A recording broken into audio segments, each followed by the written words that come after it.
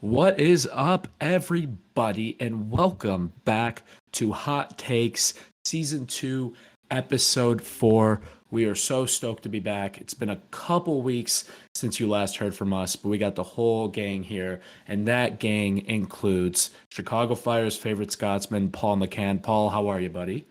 I'm very well, Matt. How are you?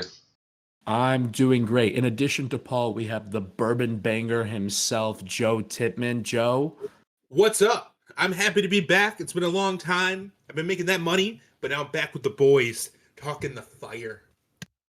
did you like that nickname I just came up on the fly for you? It's beautiful.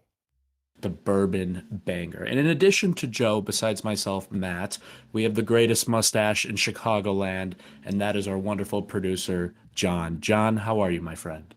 Dude, I'm great. Those are high honors. I'm truly feeling. I feel very blessed to be in the presence of this group.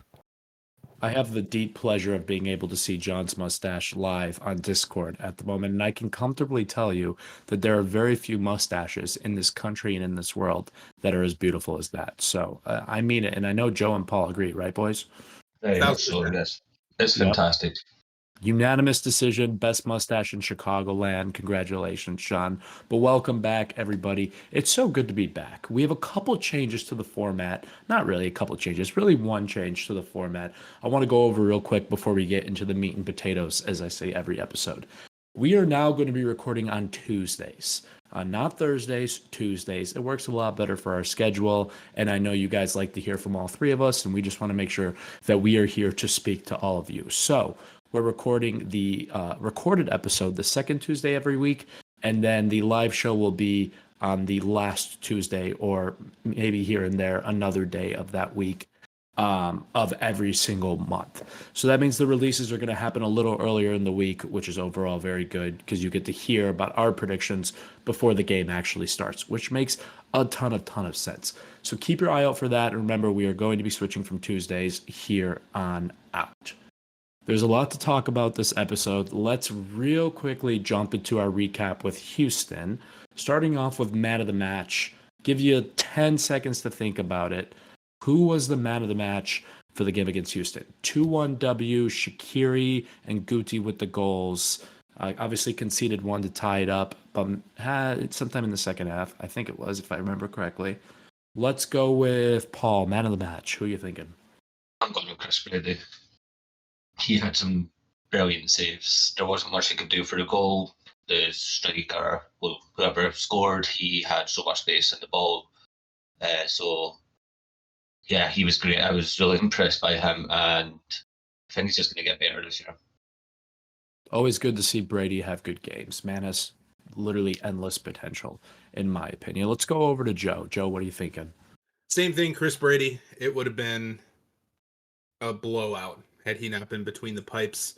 And I'm just happy that he was there because, even though we looked better, we were not creating chances and we were giving up too many.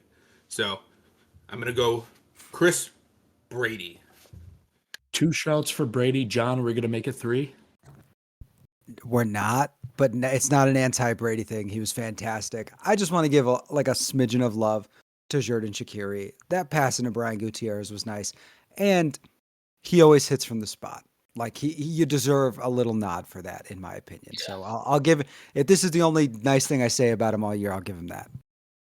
You know, I'm in the same boat as you, John. I'm glad you said it. I was going to give credit to the skipper. 1 goal, 1 assist. Ultimately, Guti had a great goal, but the pass was just as good as the goal. And you got to give credit where credit is due. And I love Chris Brady. He had a great game, but at the end of the day, I'm giving it to the guy who made the match day MLS team of the match day, I guess was what they call it now. I'll give it to Shaqiri. So we got 2-2, Brady and Shaqiri. Probably like unanimously, we can agree those were the 2 best players in the match. Let's do reverse order flop of the match. I'm going to go with Chris Muller and Marin. I thought the wing play was really weak this last match, and I think Muller still has not shown the explosiveness and the capabilities that he possessed last year before the injury, and it's a bummer because he's a great guy to root for and a really talented player, but I'm going to go with Muller. Pass it over to John. Yeah, the more I thought about this, like, be honest with you guys, I didn't get to sit down for the full 90, unfortunately, with work this week. Everything I did see, it really just felt like, man, outside of the 2 goal scorers and Chris Brady, I didn't feel really strongly about anyone. I kind of want to say the other 8 players who were on the field, or at any given time, right? Joe? Rafa Shihos, he's done, and I love him. I love him, but the dude cannot. He can't keep up anymore. I'm sorry, Rafa, and I apologize to you, Matt, for telling you kept trying to tell me that he was overrated, and I kept on fighting back. And you know what? You were right. I got to say, this is probably the first time we've ever heard an apology on a Hot Takes episode. So I'm very appreciative. It'll be the you last. being first. Yeah, let's not make a habit. No, listen, it does suck seeing Rafa visibly regress. He's a very lovable guy, and he was the captain in the last 2 seasons, and it sucks. But at the end of the day, you're getting older, and the legs start to give a little bit, and so it be. That is life. So, but thank you for that, Joe. Paul, what are you thinking? I was gonna say Rafa as well, but I do think I think he did play better than the week before, and he did win the penalty. So I think he gets a pass for that. I'm gonna go with Marin though. I think both wingers weren't great, but we got a lot more final balls from Mueller, I thought, or we lost the ball less when it came through Mueller. I thought Marin just kind of let the play fizzle out down his side a lot, and we didn't really get much luck down that side at all. Yeah, it's good. And Marin's kind of been like that all season, honestly. It's a lot of one-on-ones, and a lot of the times he's getting dispossessed, and there's been a little struggle out there on the wing. But we know that at the end of the day, both Mueller and Marin are talented players, and hopefully they could bring back some of that positive energy and positive vibes and go crazy. I want to go back to man of the match, just to piss off Arai, and because he might deserve it. Arnaud Suquet. What a game. And Aragoni. But that's it. That's all I'm going for. John? Oh, I was just going to say we can talk about Arnaud in a few minutes. He's literally on the outline. If somebody would read the outline.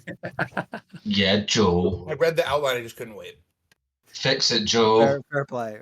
Annoying Arai has no time to wait. That's how it is. That is a good point. That is something that I could agree with Joe with.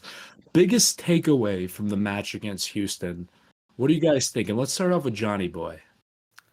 I think I've said this before on here, and maybe it's sounding a little recycled, but I don't think Chris Brady finishes the year in Chicago. At least not a permanent member of Chicago Fire. Like, he will either get loaned back or be completely gone after the Summer Olympics. That's a really interesting take. I don't know if you've said that before, but I don't know if I agree with it. But that's kind of the point of the show. Whatever. Joe, what are you thinking? I think I just think the team, every game, it looks like there's something better. Like, possession was a little bit better this game. The passing was a little bit better. But I feel like every single game this season, we've gotten better in something, and then all of a sudden we're terrible at something else. The Atlanta game, we couldn't hold possession. This game, we could hold some possession, but, passing was bad. And it's just, the team is very inconsistent, and that comes down to coaching. And yeah. That Atlanta game was one that I never, ever want to talk about again. It's to the point where when the Fire are playing in Atlanta, I don't want to turn the TV on because I know what's going to happen. Paul, what are you thinking? Biggest takeaway, it's similar to what Joe said. I really enjoyed the first half. Thought the team was a lot more direct from the off, more so than against Atlanta or even Houston. Not Houston. Who do we play? Montreal. I think they were a bit more attack-minded. Shaqiri got the ball forward a lot more, so I was hopeful for that. It kind of fell away a little bit, so my biggest takeaway is probably a concern that you don't have the ability to keep up the momentum that we need. And that's a genuine concern that I feel like the majority of our fan base feels, unless you're a stupid optimist like I am sometimes. I'm going to go with my biggest takeaway, and this one might be a hot take. Actually, it is a hot take, and that is Shaqiri is still a game changer. When he's everyone's nodding their head which I'm actually appreciative of. That's validating. Listen, when he has a good game, we're going to win games. We have the potential to win games, but we need him to produce like he did last game. I know his goal was a penalty, but not everyone is going to go up there and confidently score every single penalty. Shaq has done that so far for us, and he was on his game and he played well, and we give him credit for that. And it shows that all that experience in Europe he can bring to the table. It's a matter of actually making it happen. So let's hope that consistency comes back a little bit more. Really, really quick, because I know we got a bunch of takes. Outlook for the New York Red Bulls game on Saturday. I never ever predict the loss, so I'm going 3-2 Chicago Fire win in a absolute goal classic. Paul, what are you thinking? Oh, you took mine, so I'll go negative. I'll go 2-2. 2-2 over Scotsman land. Don't know what that means. Joe, what are you thinking?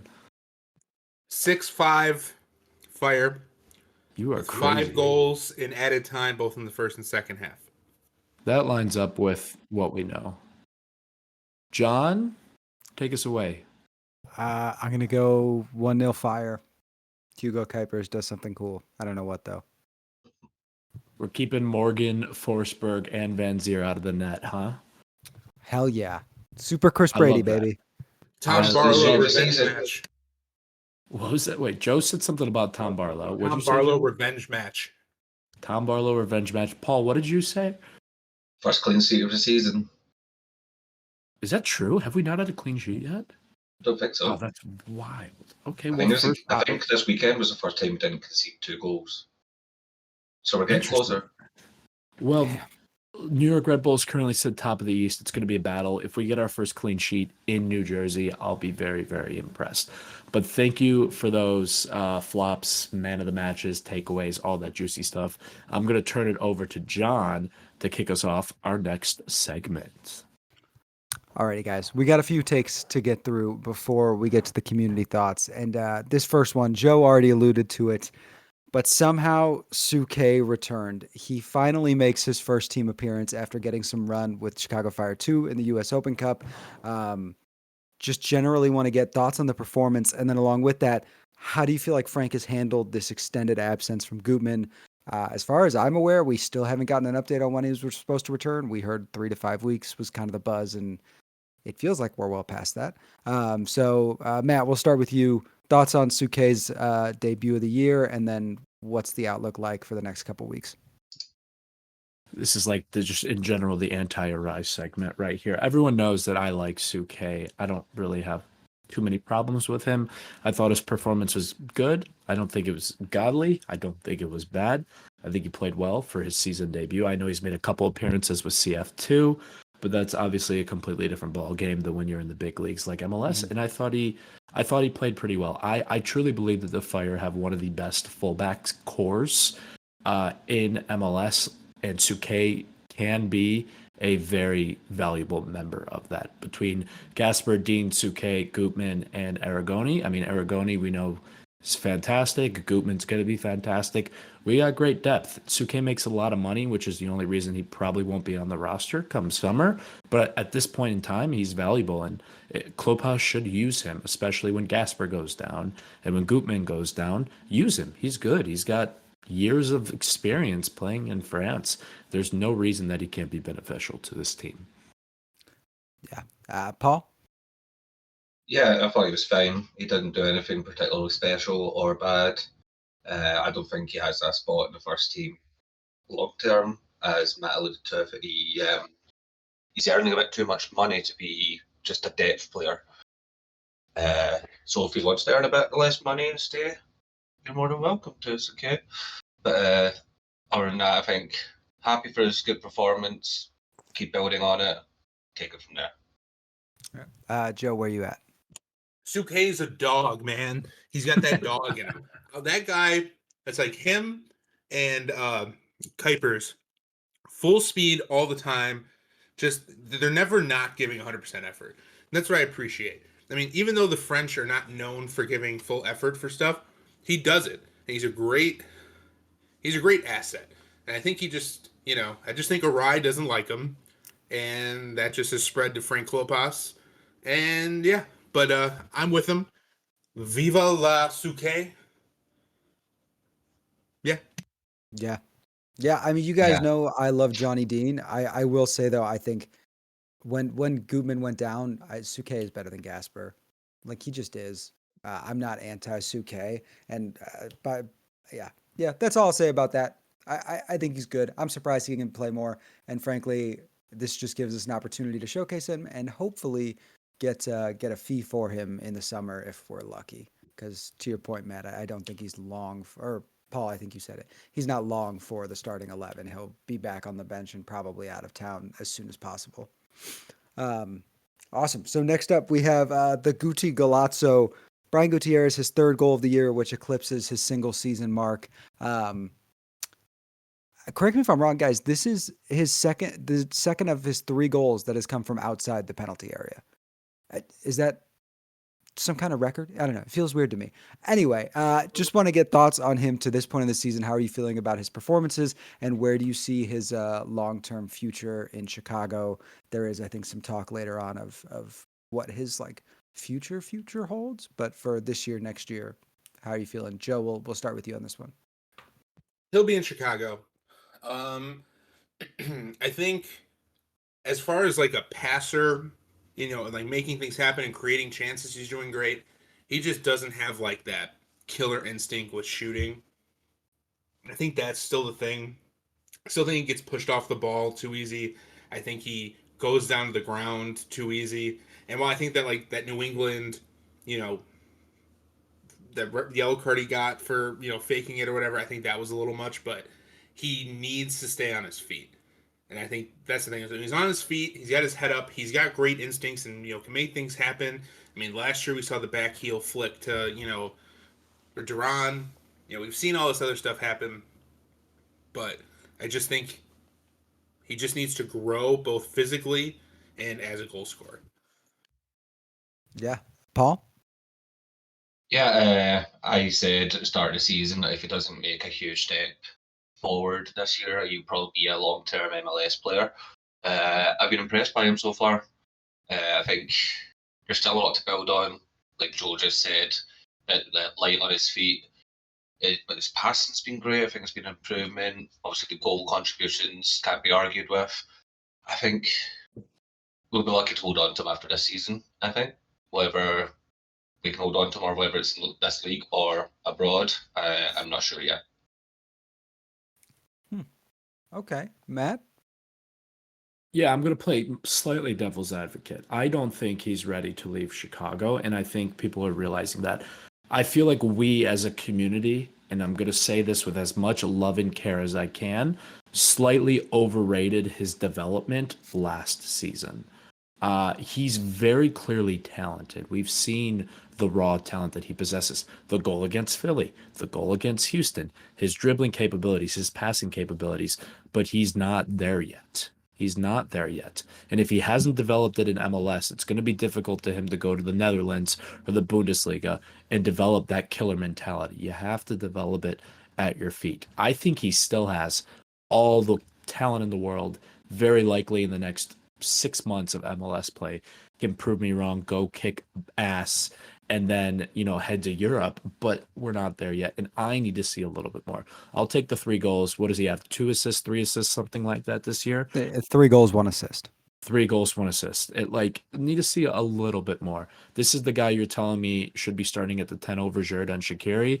Show me that. You know what I mean? That's where my thought process. I love him. He's a homegrown, endless talent, but not quite there yet. Yeah, I've fallen more on Matt's side of things. He's been good, but to act like he is the wonder kid we all want him to be, I think is a little premature. But we got a lot of season left, got a lot of run left, and he's not 25. He's 20, so we got time. We just love him. Yeah. He's our little Guti. No matter what happens.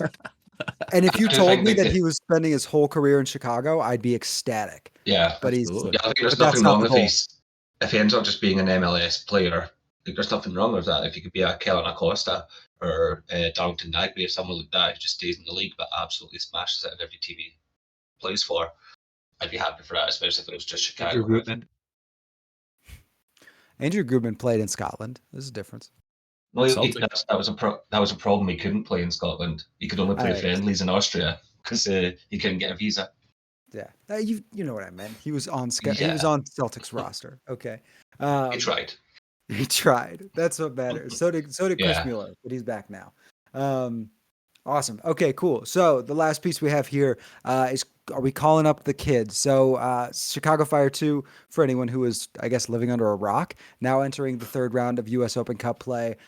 2 really awesome victories that looked like they would have been a lot of fun to attend in person, excuse me, including with some soggy nachos that Matt and Arai were chomping down on. We saw Patrick Lose has been getting a lot of buzz, the young homegrown goalkeeper. Really great start to his year in net for Chicago Fire 2 in season play as well. So just want to take the temperature a little bit. Is there anyone outside of, a guy like Patrick Lose, who we mentioned, that you may want to see get some run in the first team? Paul, I'm going to start with you because I think I know exactly who you're going to say.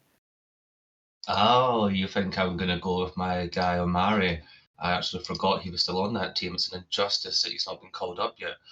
No, I think that's too obvious an answer. I've been really impressed with when I didn't get to go to the games, the last 2 games, but in the highlights, I was really impressed by Nessie. Is it? Nessie on the wing. I think he's fantastic. Young, I don't know how old he is. I barely know much about him. Other than just he impressed me. But I would like to see a lot more of him. Yeah, Matt.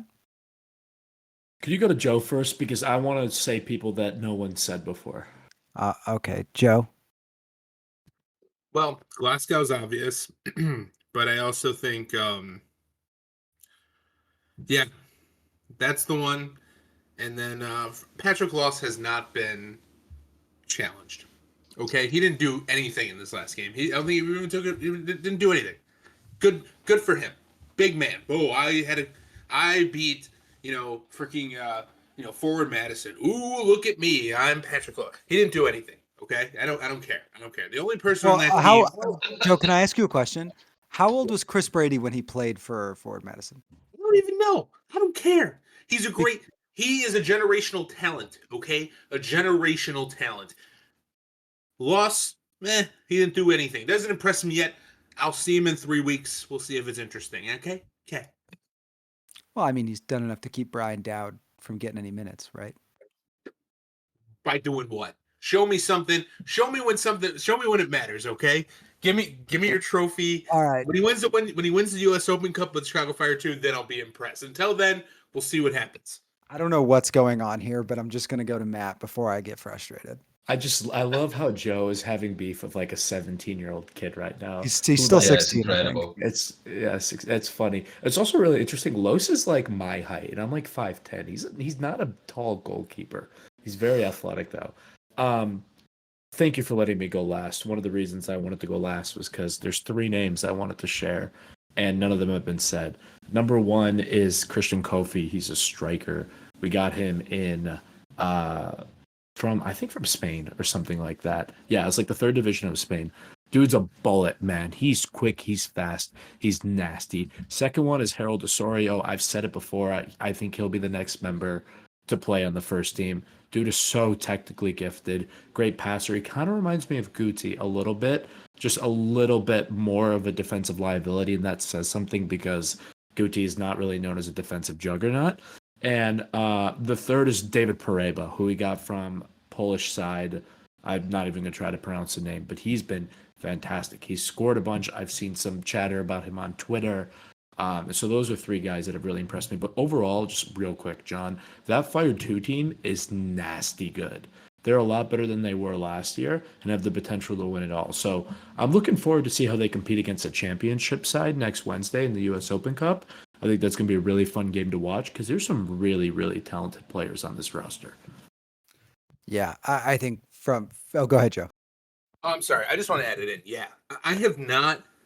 I was telling I was watching the game. I was telling Alyssa, I was like, this is the first time in a long time where I've watched a Fire 2, like any Chicago Fire game, and it's been complete domination, and it's been so much fun to watch. Like, they move the ball great.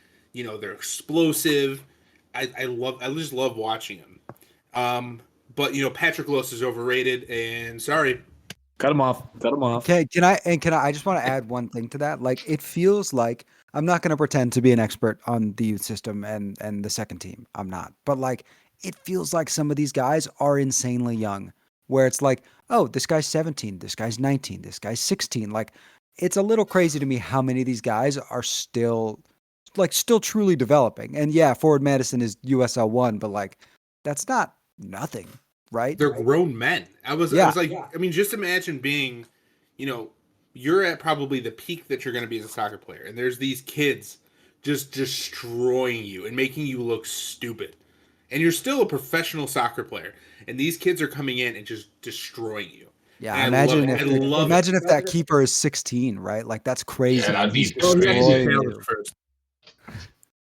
Real quick, John, I'm looking at all the incoming guys we got on CF2. 21 years old, 18 years old, 23 years old, 24 years old, 18 years old, 21 years old, 23 years old, 20-year-old, and a 21-year-old. So everyone under the age of 24. Yeah. I'm also thinking back, admittedly, to that, what is the Chicago City game. A lot of those young guys looked good. So that's admittedly where some of my information is from. Yeah, that Those was were a game kids, Messi impressed me specifically. He's a dog. He's a dog. But to your point, Matt, still, that's a great pool of talent. Like, and you guys know I love him, but like, how old is Jonathan Dean? 25? Like, how many guys of that caliber, of that age, do we have on homegrown contracts coming up? That's not nothing. Hopefully a lot. Yeah. Yeah, absolutely. That gives you something to be excited about, because the Fire haven't had a development system in so long. I mean, we always bring up a lot of good talent, but Nelson tried to destroy it. But it's good to see that, like, it might not be making it to the first team yet, but there's pieces there, and so it gives me hope for the future, at least. Yeah. Yeah, it feels like there's hope. Like, there's hope for this team now. Yeah, and personally, I will say two names. One, I'm excited to see Lawrence Wooten go and play in Indianapolis. I don't think he'll play in that game next week. There's probably some kind of clause against it. But I am hoping to see him get some run with them. And then also, I am interested to see if Patrick Lewis, if Chris Brady leaves, can make a push to get any time in the back half of the season. No, I don't think so, but I'm just saying it would. I'm interested to see. That's it. Fair enough. I'm interested to see. Joe From will what I've heard, when that happens. From what I've heard from people in the clubs talking to them, they rate Patrick Lewis higher than they ever rated Gaga or Brady. So I'm excited for this kid. I am less connected than Paul, and I've gotten that impression. I'll we'll see what happens. I have my sources, which is my dog, has not rated him very highly because he hasn't seen anything. Win a U.S. Open Cup and then come talk to me. Mako's a dog, Joe, so he can't really watch television. Oh, he does. He doesn't like Cubans. Is it? Okay. Excuse me? We were watching the World Baseball Classic. So he doesn't. That feels really targeted. I don't. It was, but he didn't. He just does not like Cubans. We were watching the World Baseball Classic, and I was changing between different games. Does Joe know I'm Cuban? Pissed off when Cuba came on. I don't know what to tell you. Sorry, Cuba. Does Joe know I'm Cuban? Is he aware of that? Are you Cuban? Joe doesn't mind Cubans. His dog minds Cubans. Yeah, my dog. But clearly you raised him a certain kind of way. I didn't do anything. He's from the backwoods of Alabama. Okay, I don't know what they taught him.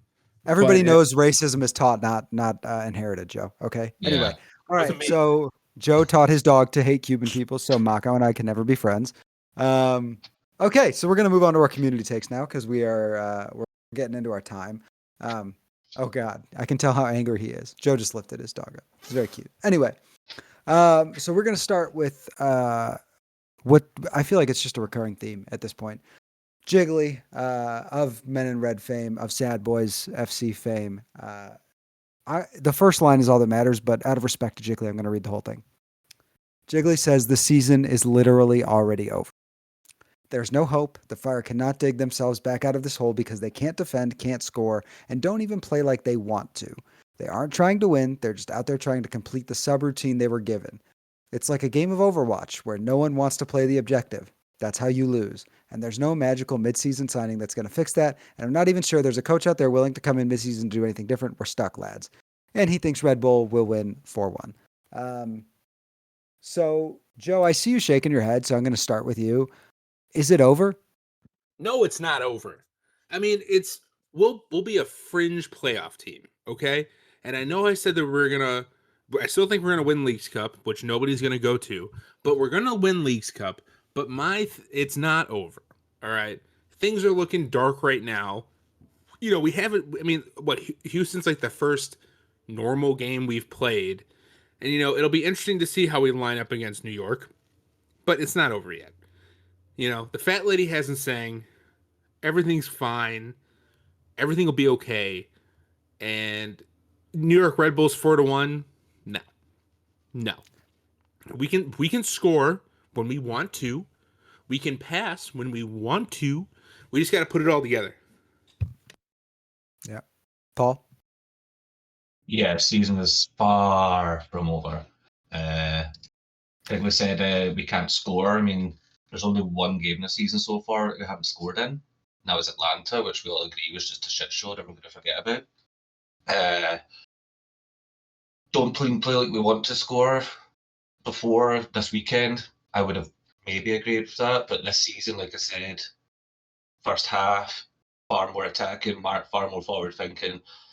I don't think we win this Leagues Cup. I think we go far in this Open Cup. I think we sneak into the playoffs with a couple of games. There's still hope for this season. We knew coming into this season that we were going to be a mid-table sneaking into the playoff team, and that's kind of where we are right now. Yeah. Matt? I'll say I feel like there's so much emotion in this paragraph that Jiggly's got to be like 3-4 shots deep when Jiggly was writing this. That's my personal take. There's so much emotion, and I love that about Jiggly. Yeah.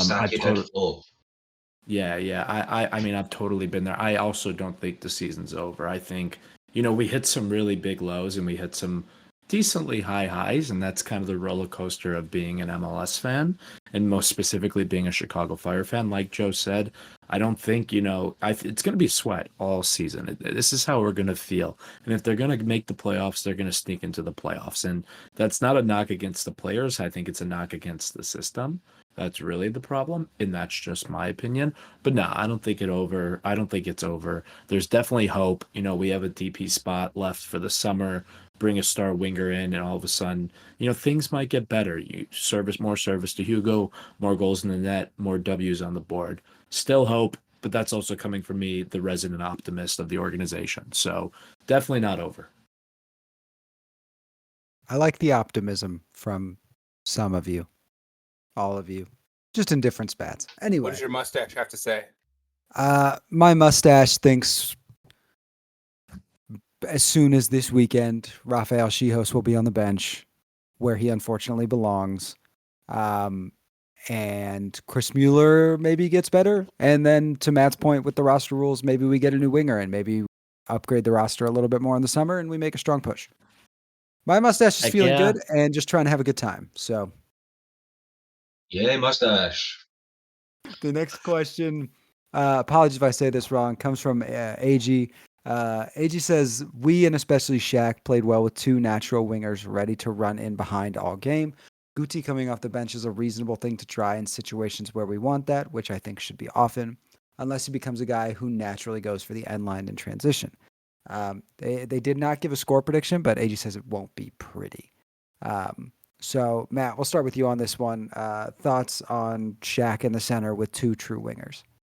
Yeah, I mean, it's undeniable he played well. That being said, I think it's uber important that Guti is starting games, regardless of his form. Obviously, his form was not great before that goal. He was struggling, but we all know that he has the potential to perform and to be good and to be an asset. And the club also knows that. They know that they're going to get money for Guti potentially in next year or 2 years. They want him to develop. They want him to succeed, which is why I still believe that Guti should be the 10. Shaq should be on the right. And then Marin and Mueller rotate off the bench. That's what I think makes sense with the roster we're given. Shaqiri, obviously, like right now, there's no need for the two of them to compete for that spot. We could have them on the field and then rotate Mueller and Marin in consistently. I really see no reason why that wouldn't work. Can I just pose some? Is he good enough to play as a starting 10 in MLS right now? Like every single day? Do you feel that strongly that he can? I don't think he's the elite. No, I don't think he's a Carla or a Gil or Yeah, of course. anything like that. But I certainly think he's middle of the pack, and he has the potential to be one of the more successful American international midfielders in the league. Okay, Joe, I see you reacting a lot here.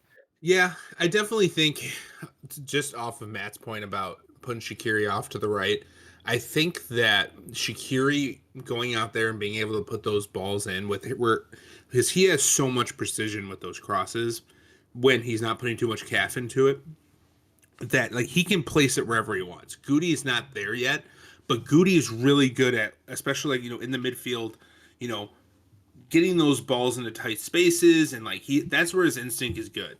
And I also think we'd get more of a scoring threat from Shaq being outside and, working his way in and being the receiver of like a Guti, pass. But yeah, I mean, like I said, Shaq played great. Like, I don't know if this person just didn't watch the game, but the wingers weren't great. And I think Shaq would bring a good changeup, having him off on the right. So yeah, I agree with Matt. One thing I'll say is, like, I don't know that the point was that the wingers played great. I think the point was that the team looked better, including Shaqiri, with two actual wingers next to him, because Brian Gutierrez is not a winger. So many times it looks better without Shaq on the field.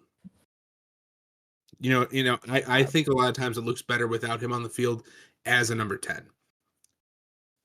Fair play. Paul, where are you at? I think if Shaq can keep playing the way he did on Saturday, he's a vital player for this team. And I already spoke before, we had a lot of play go through the wings, but it just kind of broke down due to the winger play. Maybe it was how the fullback kind of managed them or whatever. Like, Shaqiri was not the problem at all this weekend. And if he stays in that position, keeps playing the way he did on Saturday, I'm willing to forget the previous performances of this season, because that was a very good performance in my mind. And as Matt said, Guti has to start. For his development, he needs to keep starting. Yeah. Rock in a hard place, it feels like. Yeah. If we get those performances out of Shaqiri, you want to develop Brian Gutierrez, you also want to win games. And the question is, does he give you the best chance to win games right now? I'm going to float one out there. You guys don't need to respond to this, but I had this thought when I don't know if it was Joe Chats or Tim Hotze said that Guti was now like 6'1" plus. Brian Gutierrez, maybe second striker, maybe somewhere in between the 10 and the 9. Just a thought. No. I don't know. Hey, look, this is from the same mind that It'd be 100% waste of his talent. This is from the mind that brought you Mauricio Pineda as a 6. Okay, so there we go. I agree with that. All right, wonderful. So next up, we have Dan Wilborn. Dan, kind of continuing on the Shaqiri trend, says that we should buy Shaq out in the summer with the intention of getting another DP or a fourth U22 for that sweet GAM. And then kind of to add on with this, just with the new roster changes that MLS announced, would you like to see Shaq bought out? Would you rather use that somewhere else? Obviously, we have Arno Suke, Gaston Jimenez still on the roster that folks are maybe looking to get rid of. Paul, we'll start with you on this one. Where are you at? Where I'm at right now is I'm about to text Dan telling him he's so wrong. I don't think we should buy him out. I'm going to build on my previous point. That performance on Saturday, if we can keep that up, it's going to be massive for us. If we want to do anything this season, we need his set-piece play. I don't think there's anyone that we could bring in that would kind of go into the team straight away that could provide that kind of form that we're hoping to get from him. So I strongly disagree with that. Yeah. Joe, where are you? Paul, just go ahead and text him and tell him he's an idiot. And I'm just going to leave it at that. Okay. All right, Matt. Yeah, I don't think Dan's an idiot. In fact, I think he's a very lovely guy. But in this case, I happen to disagree with what he's saying. And I'll provide a little reasoning as to why that is, unlike Mr. Joe over here, Mr. Bourbon Banger over here. Shaqiri's contract ends at the end of this season. There's really no reason to use your buyout him like this summer. But Joe's drinking bourbon right now. Sorry, I got distracted. There's really no reason. You're a genius. Yeah, he's the bourbon banger. There's really no reason to buy out Shaq when his contract is expiring. And let's be real, we're probably not re-signing him. The only way I would be okay considering a Shaq buyout is if you have somebody lined up that is a home run smash freaking hit. If you Lucas don't Podolski. have that, that is not the definition of home run smash hit. I'm talking like Lewandowski level, God level. We'd all freak the heck out, and even then, you still have a DP spot to take care of all of that business. So I really see no reason, specifically if he's producing like he did last game. He's not going to re-sign. He's going to go to Switzerland or hoo-ha or whatever. And we still have that that DP spot that we can play with. So no, I think buying out would be jumping the gun. Yeah, Matt, I think I was going to say exactly what you said of like, if there is somebody who allows Guti to play the 10 every single day and drastically improves another hole in the roster, whether that's you feel we need another center back, you feel we need another winger, like then yeah, do it. Or even if that buyout is just sending him to Lugano. What's up, Matt? I was just going to say also, there's no way you're buying out your captain in the middle of an MLS season. It's just not going to But happen. he's also not really the captain. But he is. I feel comfortable saying that. But he is. Like, yeah, he is, but like he's not. Have you seen his kind of speeches in the huddle before games? You ever seen them on YouTube? They're so charismatic. They're like somehow less enthralling than that time Jameis Winston was chewing on his fingers. Yeah. We're going to effing do this. All I'm saying, we are big time. It doesn't matter what you think. Klopas thinks he's the captain, and there's no way he's getting bought out this summer as a result. Klopas also thinks he's an MLS quality manager, and we all know that's a lie. Joe has some strong Those feelings. natural leaves. My goodness. I feel like the last episode we did was entirely about Frank Klopas, so I was kind of glad we weren't going to spend the whole episode talking about Frank this time. Yeah, Joe. Anyway, Dan, How about that press? Dan, nobody here thinks you're stupid. Thanks for writing in, and I think you're stupid. I think you're wrong on this one, though. Anyway, unless you can get like, I like Elias Chair. I think he's good at football. So anyway, moving on. John, not me, some other John. This might be Logan actually, or somebody else. Anyway, John says Spencer Ritchie is arguably a better all-around goalkeeper than Chris Brady because his distribution is better. John also thinks it will be a 2-2 draw. And guys, if it's okay with you, I want to start on this because I think we all agree. This is stupid. Please stop telling me distribution matters that much for keepers. I'm not saying it's not important, but I care if you can stop shots. I care if you can keep balls out of the net. And Chris Brady is better than that than Spencer Ritchie. We literally saw it happen 100%. when, again, that game against New England, when he gave away the game. Literally. Like, anyway, okay. Joe, you can go now. That The annoyed only me. thing that Spencer Ritchie is better at is being good looking. I mean, I don't even know if Spencer- that's true. Right now, Chris Brady, I'm just going to go out there. If Chris Brady had the mullet, I wouldn't be having this Fair. conversation. Fair point. Mullet Chris Brady, top 3 in the world of soccer of being good looking. But without the mullet, he goes down. And I think Spencer That's Ritchie. a little high. No. The mullet would make it, let me tell you.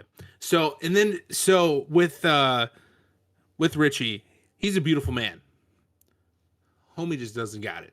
He's good. He's great to come off the bench. He's great to have as an option, when, we need him. But he's no Bobby Shuttleworth. R.I.P. Bobby Shuttleworth, even though he's not dead. And, yeah, John, you're an idiot. Not you. Oh. Logan, probably. Probably. Look, Paul, what do you think? Yeah, I'm going to need John's number to forward that text to him that I just sent to Dan. That is a terrible take. Richie is just not a good goalkeeper at this level. Like, he's got a level somewhere, but it's not this level. Brady is a fantastic keeper. He's got so much development ahead of him. He is good. Already by far 2 for 3 times the keeper Spencer Ritchie is. Yeah. Hold on. Wait, can I? Yeah, go ahead. Because I think we might say the same thing. The one thing I want to add to that, Paul, I don't think he's out of his depth. I think he's a good backup. Like, I feel very confident with him on the bench. and Yeah, start he can and come in. spot starting. If Chris Brady leaves, he should not become the starter, but he's a spot starter. I mean, I would rather have Lowe's or one of the other young kids on the bench getting experience over Richie. I just don't read Richie. And I've spoke with people in the club that feel the same. I mean, I believe you, but it's like, what are you going to do? You're going to bring in Jeff Gall? I'll go ahead and start by saying, the strategy of calling our viewers idiots is certainly a great strategy, but it makes me feel a little better knowing that while they're listening to this, they're calling you an idiot simultaneously, Joe. So, Yes. you know what? It's a little 50-50. That's all what I'm I'll here say. for. I'm here for the confrontation. Yeah, you clearly. I'll say this. I think Spencer Ritchie's a decent enough goalie. He's not a starter in the league.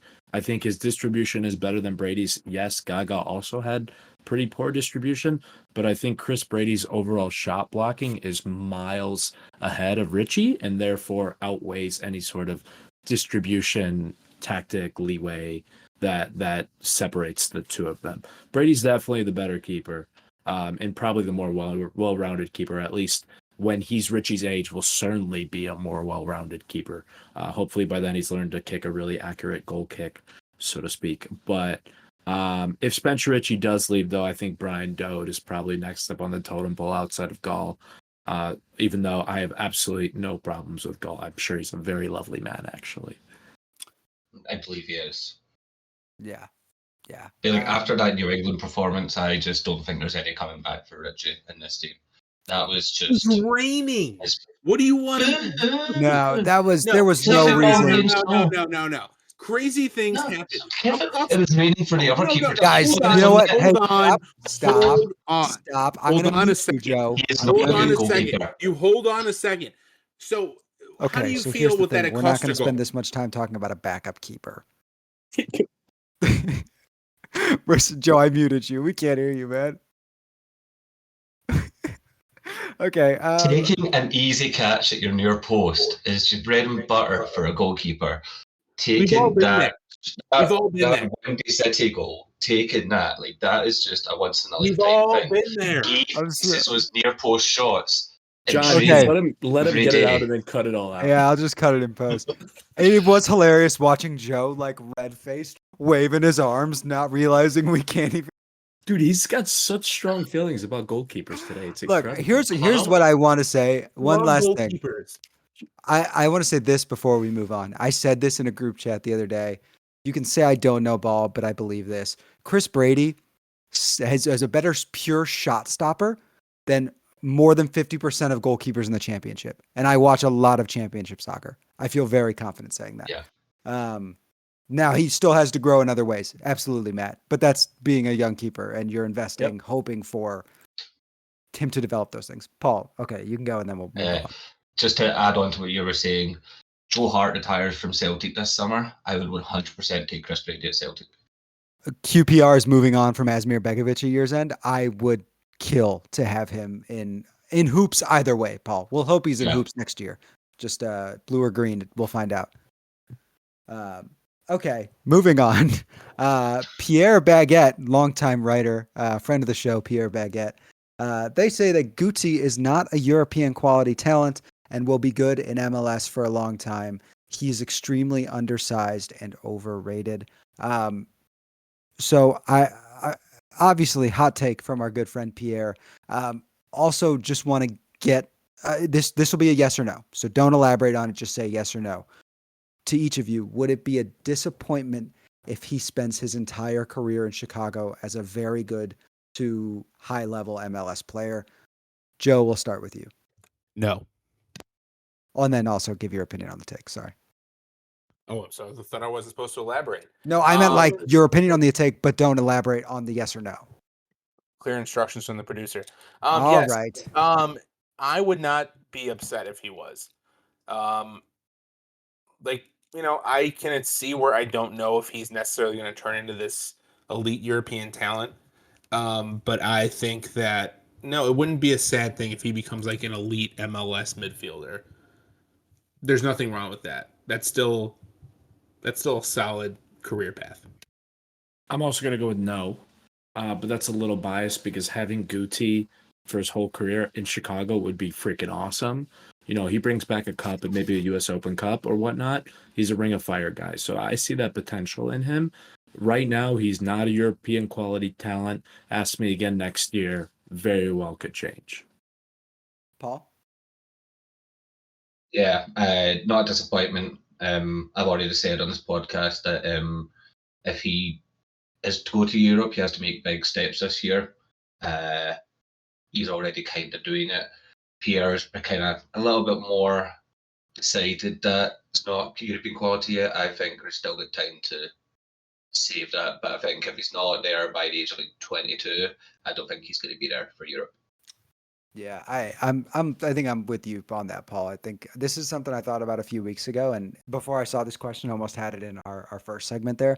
But like the more I'm not, I've always said I know the least ball of anyone on this podcast.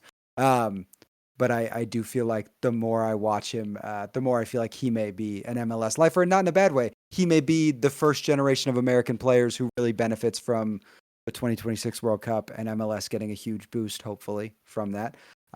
He also could have a Cade Cowell-Lark and end up playing in Mexico, or Brandon Vasquez, and really shining down there. So not out of the realm of possibility. I don't think there's a shortage of Liga MX clubs that would love to have him. Yeah, cool. So moving on. Zen, aka Dr. Pepper 1444 on Twitter, says that we could sell out Soldier Field if we marketed correctly. Making connection to the Liga MX clubs and Premier Leagues clubs could massively increase our audience. It feels like we're the 10th largest club in our own city. The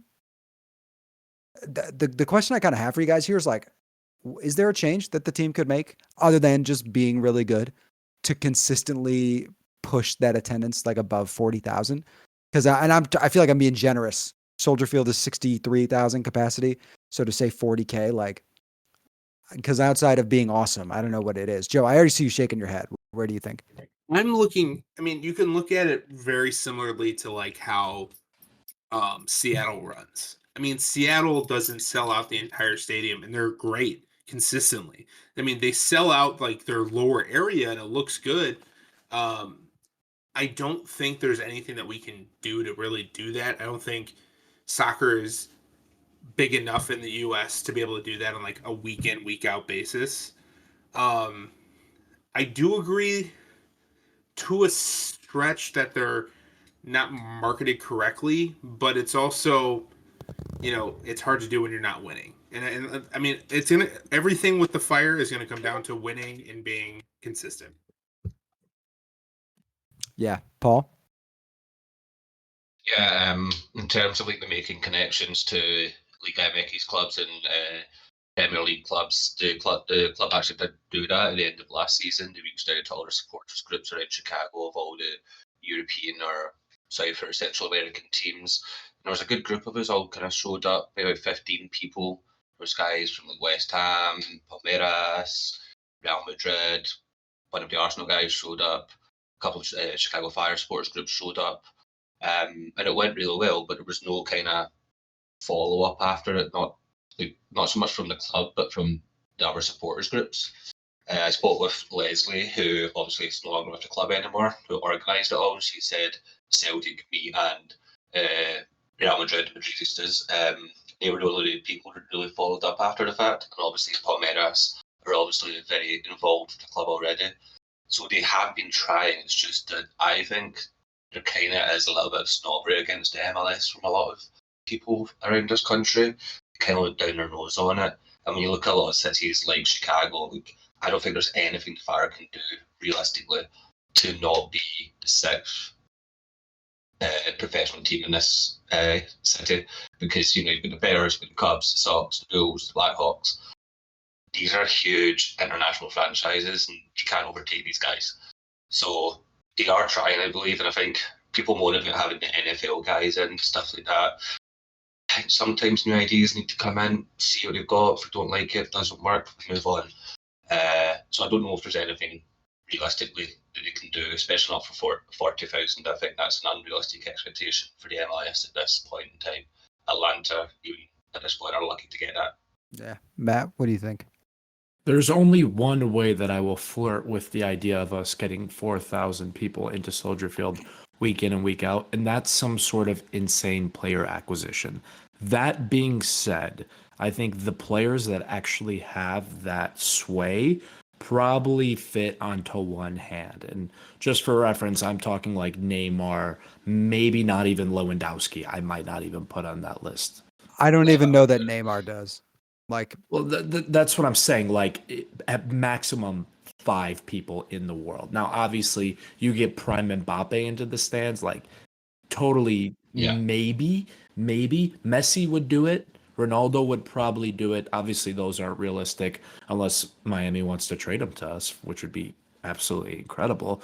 But there's maybe 5 players in the world that have that sort of sway, and even that is kind of pressing some buttons. I know Paul's got something to say to that. I can think of one player that would maybe give us a boost in attendance this season. If we lose Chris Brady midway through this season, Ochoa, the Mexican keeper, he's in Europe right now. He Interesting. wants to move back to the Americas. We could get him on a short term for the rest of the season. I think we get a huge crowd in. I That's feel like I've interesting. seen that floated a few times, and that's a good point. You would see a bump just from people showing up to. Yeah. Good shout, Paul. Good shout.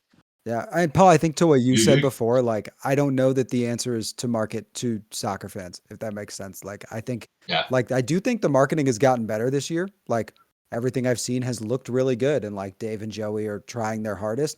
I think they've made a clear distinction of like, if you want to watch soccer, please come find us, but you guys don't seem to care, so we're gonna market to people who don't watch soccer. Hopefully they come out and check us out. And I will say, I feel like everybody who I Yeah. bring to the games is like, oh, that was really fun. I want to come back now. Same. Yeah, I think we can focus on what the club can do, but really as fans, all we should be focusing on is what we can do. And I think we all do a great job of it, bringing friends along, promoting the team, and providing a great atmosphere. Ask not what your club can do for you, but what you can do for your club. But God bless your soul, John. Exactly. God bless your soul. All right, moving on. Last couple here.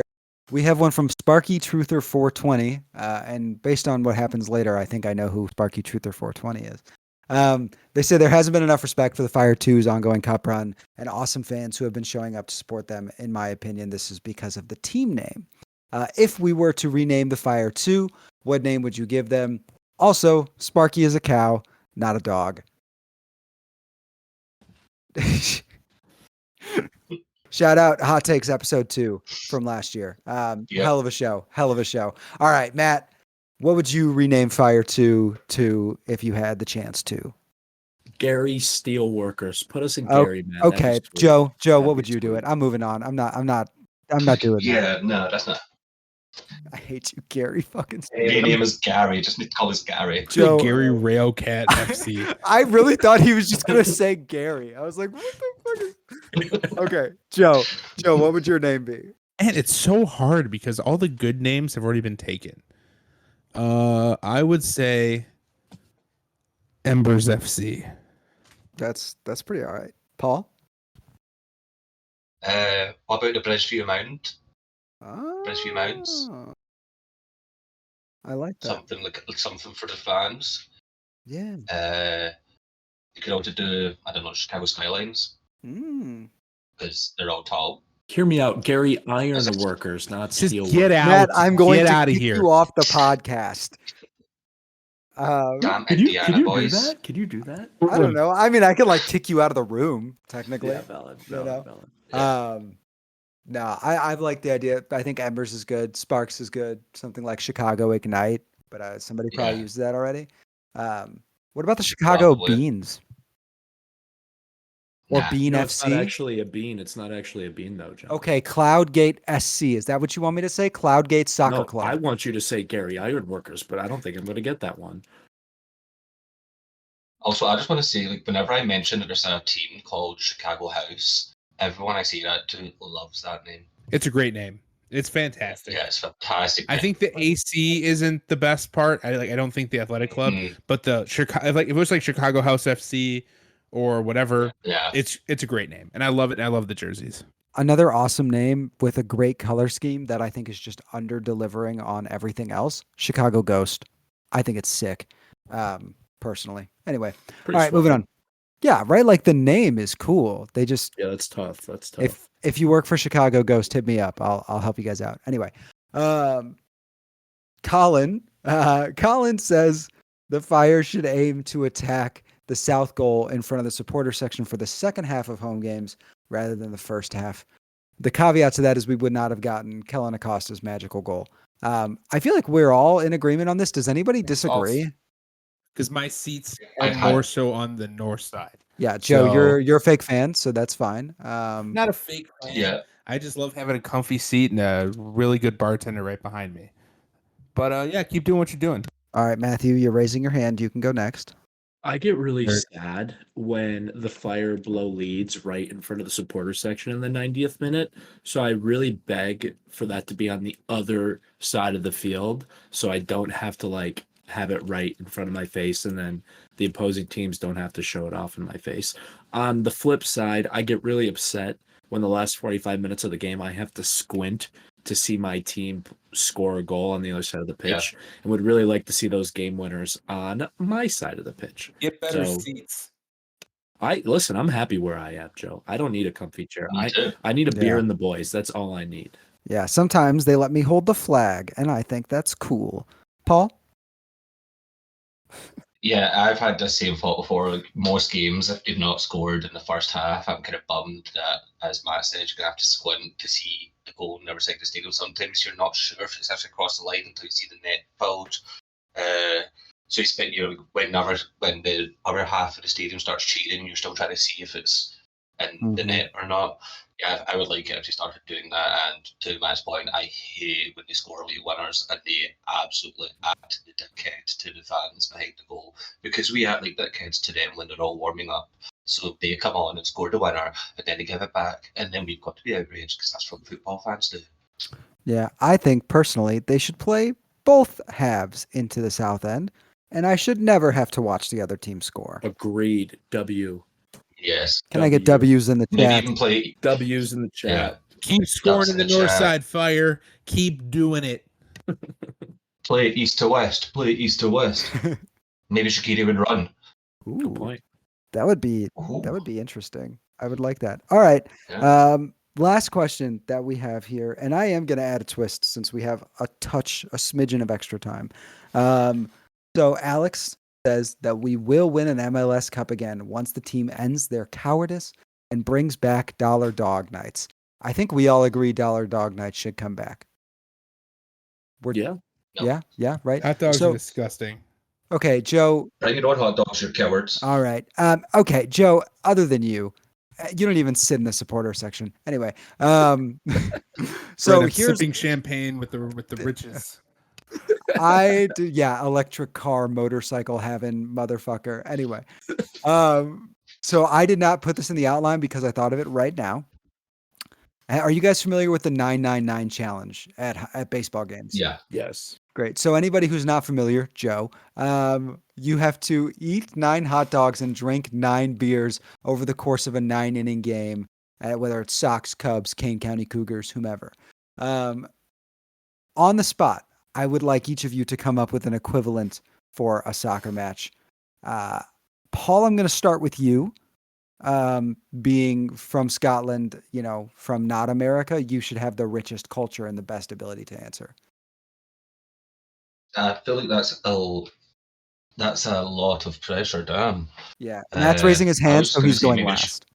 Yeah, let's go to Matt. No, he's going last. Can I go, please? All right, fine, you can go. You can go only because Paul asked. I'm just saying this. 9 still applies in many ways to a soccer match. 90-minute game, 9 hot dogs, 9 beers. Tell me you can't do that. Like, that sounds like it's a maybe easier than like a MLB game or a Kane County Cougars game. Great shout out, by the way. I grew up on the Cougars. But didn't? I feel like what? Oh, who didn't? who Probably didn't? probably Joe. Probably Joe. Joe does Joe, not did you know grow the up in infinite Cougars? joy of the Kane Oh, yeah, County I mean, Cougars. Paul's from I Scotland. had some Kane County Cougars. Well, no, but all we had was some terrible Lake County fielders. But shout out Kenosha Kingfish. We need to take Paul to a Kane County Cougars game. That's what we got to Let's do. do it. Yeah, I It's remember fun. growing up. I remember growing up as a boy in Glasgow, and I would wake up on a Saturday morning and be like, "Yeah, Let's go to the Cougars game. Jokes on you, they Yeah. don't play on All Saturdays. get up. You know, Well, that's why I never got to a game if you'd let me finish my film. oh, But no, my wife grew up around there, so I think she went to a lot of King County Cougars games and stuff. And I'm always down to go to some baseball games. Chicago Dogs, they have like $300 or $400 for like a VIP suite, and it's like all booze and food. Like we should all just get together, I'm in. get a suite, I'm in. go to a I'm game. Hear me hot out. takes at the park. Yeah, I was gonna say we should totally film a hot takes at a Chicago Dogs game. That's like Yeah. Do it. I'm in. Okay. Oh Let's do damn, it. that might be the move. Cool. We should do. We Well, should that- really do a hot takes live from the supporter section. I'm done. Um, that'd be toxic as heck. Well, that's my answer, John. Nine Yeah, nine that'd be- hot dogs, 9 beers, 90 minutes. Okay, Joe, what is your 999? I think we should just do 9 hazy pitches and 9 ice cream nachos. Okay, That's disgusting. Paul. It's a challenge. I think you should drink 9 beers at the tailgate, and you're not allowed to pee for 90 minutes before the game, for the 90 minutes of the game, or 90 minutes after the game. Okay, I like that. I like that. Let's have it running down your leg. Can I add something? Yeah.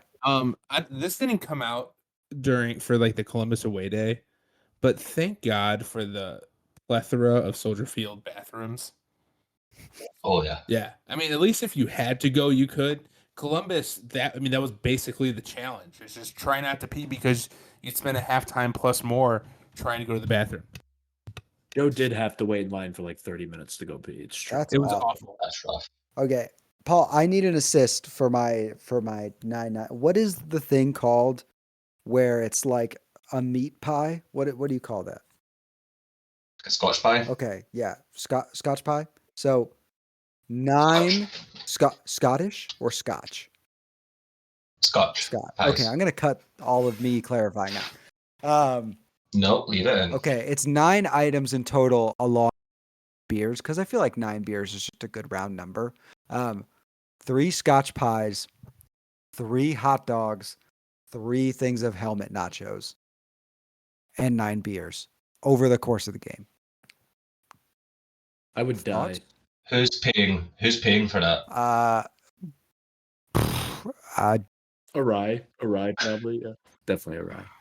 Wonderful. All right, that is everything we've got there, fellas. Thank you for indulging my food talks. Matt, you want to wrap us up? Absolutely, John. Thanks for walking us through all of those takes. As per usual, this was actually a little bit more fiery than normal, if I'm honest. But of course, always a good time and a good fun with the boys, hanging out with you guys on our Thursday nights, even though they'll be Tuesday nights in the future. When we wrap up, make sure to go follow us all on the Twitters, on the Instagrams. I'll go ahead and start. You can follow me on mshabes. That's MSHABES, Instagram, Twitter, all of TikTok. Even I got a TikTok. I have some followers there. Go check me out. Joe, where can we find you? At Joe Tippmann, and that's only with one N, not the 2N Tippmann. He's a professional athlete. I'm a professional shit talker. It's JOETIPPMAN on Twitter. Mr. Paul? I am at CTPaul90 on Twitter. Paul, I can never find you on Twitter because I type in Paul instead of CT. Paul, it's honestly the struggle is real. Me So too. you have to remind me that sometimes. And John, what's yours? You also just remember Chi-Town, Paul. True. I always search Chicago's favorite Scotsman. Is what I always search. But yeah, That needs to be in my bio. yeah, it's also just a fact. Yeah, no, I apologize for it every time. It's you find me on Twitter. It's West. All the E's are 3s. It's West 3 times, but the E's are 3s. That's it. Once again, another one I actually have to dig for because I could never remember how to spell it. So these are really, really good reminders for me. Joe's is pretty simple.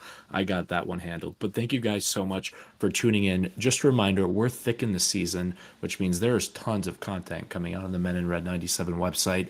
Tons of articles. We have our other show, The Bonfire, which comes out every single week. Make sure you're listening to that, showing it some love. They work so hard over there on the Bonfire podcast to put out meaningful content for you, both the Bonfire and Quickfire, which is a little sub-series of the Bonfire. If you're not following us on Instagram, Facebook, Honestly, we have a LinkedIn now at Men in Red 97. Go ahead and follow us, like us, comment on us. Your support literally means the world to us. We're just a bunch of people that love the fire and love, as Joe very nicely said, shit talking.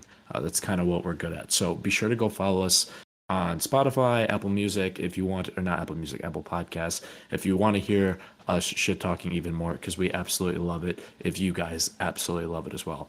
That being said, thank you so much for tuning in. We will see you on the live show the last week of April, maybe the first week of May, TBD. Check it out on Twitter and Instagram. We'll have all the details there. We'll see you there, and we're looking forward to another fiery episode of Hot Takes. Good night, everybody. Fire!